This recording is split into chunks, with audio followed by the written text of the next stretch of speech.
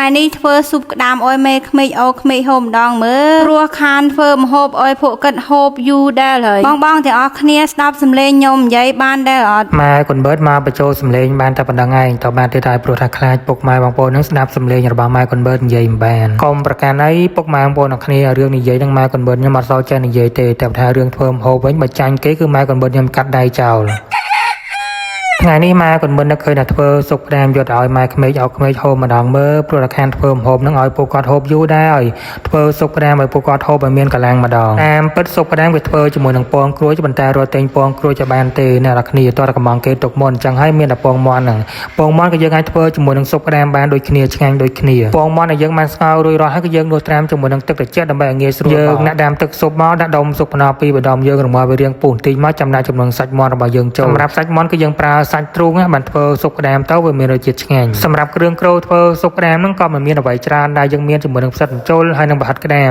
មបើសិនជាមានសាច់ក្តាមដាក់ទៀតរឹតតែឆ្ងាញ់ប៉ុន្តែរត់ទិញសាច់ក្តាមអត់បានទេដោយសារយើងនៅឆ្ងាយពីផ្សារអញ្ចឹងណាពិបាករត់ទិញសាច់ក្តាមបន្តិចយើងដាក់ជាមួយនឹងផ្លែពោតតែផ្លែពោតគឺយើងចាត់វាអញ្ចឹងមកយើងចាត់ហើយចាំស្ងោរក៏បានស្ងោរហើយចាំចិតក៏បានដែរហើយជាមួយនឹងផ្សិតក្រៀមយើងហាន់វារៀងស្ដើងអញ្ចឹងមកបើនិយាយពីការ៉ុតវិញគឺយើងហាន់វាជាចំណិតតូចដូចឃើញម៉ែកូនមើលហាន់នៅក្នុងវីដេអូហ្នឹងអញ្ចឹងយើងហាន់វាប៉ុណ្ណឹងមកល្មមស្ងោរបើយើងហាន់វាទូចពេកយើងស្ងោរទៅគឺវាឆាប់រលួយយើងហាន់បន្លែអីរួចរាល់ហើយក៏យើងមកបោកពងមាន់របស់យើងវិញម្ដងត្រជាក់ល្មមបោកអីបើមានពងក្រួយយើងដាក់ពងក្រួយក៏ល្អមួយយ៉ាងដែរហ្នឹងគេធ្វើដាក់ពងក្រួយប៉ុន្តែដោយសាររត់ទិញពងក្រួយក៏បានទេដាក់ពងមាន់ក៏បានឥឡូវនេះសាច់មាន់របស់យើងគឺចាប់ផ្ដើមចិនណាយើងដួសសាច់មាន់របស់យើងទុកឲ្យត្រជាក់សិនណាចាំត្រជាក់យើងបេះសាច់មិនទាន់នឹងបានធ្វើស៊ុបផងគ្រាន់តែឃើញបន្លែគ្រាន់តែឃើញសាច់ហ្នឹងក៏តំណងដឹកតែឆ្ងាញ់ដែរពុកម៉ែមាត់គ្នាស៊ុបមាន់ស្នាដៃរបស់ម៉ែកូនបឺតខ្ញុំហើយអ្វីដែលយើងត្រូវដាក់មុនគេនៅមានជាមួយនឹងផ្សិតក្រៀមដាក់ជាមួយនឹងពោតហើយនឹងការ៉ុតព្រោះថាបន្លែពីរបីមុខហ្នឹងគឺវាគ្រាប់ផុយអញ្ចឹងហើយយើងដាក់រងាស់មុនគេយើងដាក់បន្លែហ្នឹងចូលរួចរាល់ហើយក៏យើងមកហាន់ពងមាន់របស់យើងវិញម្ដងហើយពងមាន់ហ្នឹងគឺយើងហាន់វាជាចំណិតតូចឬក៏ថាបងចង់ដាក់ទាំងធំទាំងមូលឬក៏ពុះវាជាពីរក៏បានដែរតែសម្រាប់ម៉ែកូនបឺតគឺពុះវាជា3ជា4កង់អញ្ចឹងណាតាមចំណិតអញ្ចឹងមកមើលតែសាច់មាន់របស់យើងចាប់ដើមត្រជាក់ហើយក៏យើងបេះវាជាចំណិតតូចស្ដើងអញ្ចឹងមកពុកម៉ែមាត់គ្នាមើលតែបន្លែដែលយើងបានដាក់មុនគេនឹងផុយហើយយើងដាក់ជាមួយនឹងផ្សិតបញ្ចូលដាក់ជាមួយនឹងសាច់មាន់របស់យើងចូលហើយម៉ែកូនបឺតដាក់ទាំងឆ្អឹងទ្រូងនឹងចូលតែម្ដងពុកម៉ែមាត់គ្នាព្រោះថាឆ្អឹងទ្រូងហ្នឹង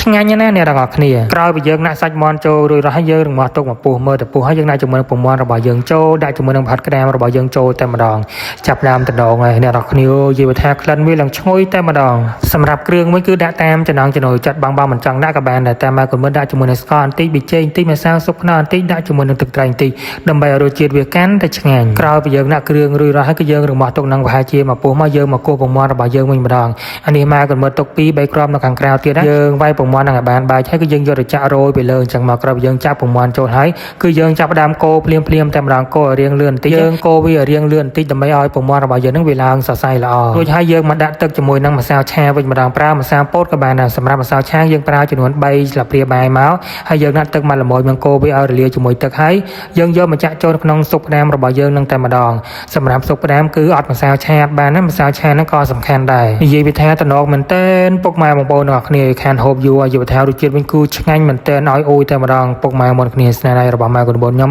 យុវថាធ្វើតំណងមែនតើចុងក្រោយយើងដាក់ជាមួយនឹងម្រេចបន្តិចហើយលួចជាមួយនឹងខ្ទឹមបំពងបន្តិចមកដាក់ជាមួយលឹកជីបន្តិចមកតែប៉ុណ្ណឹងគឺរួចរាល់ហើយពុកម៉ែបងប្អូនទាំងអស់គ្នាសម្រាប់ហូបស៊ុបក្តាមចូលចិត្តដាក់ជាមួយនឹងខ្ទឹមបំពងវាឈ្ងុយក្លិនវាឡើងឈ្ងុយឆ្ងាញ់ណាស់ពុកម៉ែមកគ្នាតែបើថាបងមិនចូលចិត្តខ្ទឹមបំពងមិនបាច់ដាក់ក៏បានដែរអាហ្នឹងគេធ្វើឲ្យដាក់ខ្ទឹមបំពងទេប៉ុន្តែដោយសារខ្ញុំចូលចិត្តហូបខ្ទឹមបំពងគ្រួសាររបស់ខ្ញុំចូលចិត្តហូបខ្ទឹមបំពងដាក់ខ្ទឹមបំពងទៅនិយាយថារសជាតិវាកាន់តែឆ្ងាញ់ទ្វេដងបងក្លិនវាឡើងឈ្ងុយពុកម៉ែបងប្អូនទាំងអស់គ្នាឥឡូវនេះម៉ែក៏មើលរៀបចំដួលដាក់ឆ្នាំងឲ្យដើម្បីយកទៅឲ្យម៉ែក្មេកឲ្យក្មេកដោយសារម៉ែឲ្យរបស់ខ្ញុំគាត់បានមកហូបនៅនេះទេគាត់រវល់ធ្វើការងារនៅផ្ទះរបស់គាត់មានអ្នកចាំផ្ទះអញ្ចឹងគាត់បានមកទេអញ្ចឹងហើយគាត់ម៉ែគាត់បឺតគាត់ដួសដាក់ឆ្នាំងដឹកយកទៅឲ្យគាត់ហូបដល់ផ្ទះហ្មងអ្នកទាំងគ្នាដោយសារគាត់បានមកហូបនៅនេះទេយកថាដល់ផ្ទះវិ